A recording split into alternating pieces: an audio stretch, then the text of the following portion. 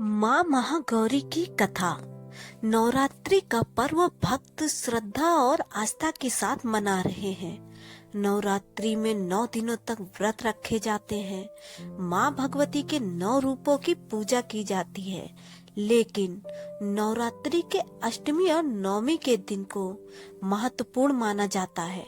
नवरात्रि का 8वां दिन माँ महागौरी को समर्पित है।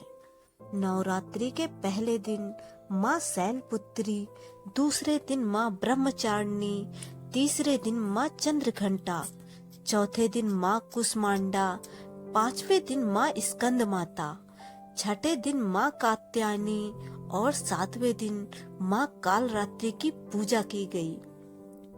अब नवरात्रि के 8वें दिन को माँ दुर्गा की 8वीं शक्ति माँ गौरी की पूजा की जाएगी। माँ गौरी की पूजा अर्चना करने से भक्तों के सभी पाप कर्म धुल जाते हैं, शुभ फलों की प्राप्ति होती है। महागौरी के वस्त्र और आभूषण सभी सफेद हैं, लेकिन माँ को सफेद रंग प्रिय है।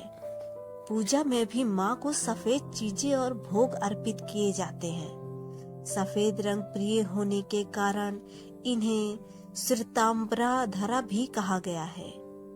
माँ का वाहन वृषभ है और इनकी 4 भुजाएं हैं।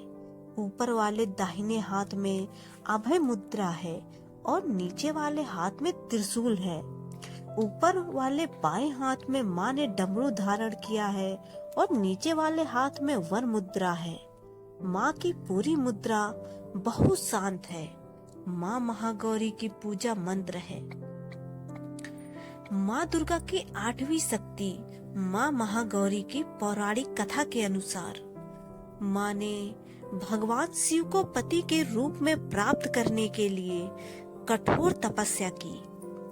तपस्या के दौरान माँ हजारों वर्षों तक निराहार रही, जिस कारण इनका शरीर काला पड़ गया था। जब माँ की कठोर तपस्या से भगवान शिव प्रसन्न हुए तो उन्होंने माँ को पत्नी के रूप में स्वीकार किया और इनके शरीर को गंगा के पवित्र जल से धोकर अत्यंत कतिमय बना दिया, जिस कारण इनका काला रंग गौर वर्ण जैसा हो गया।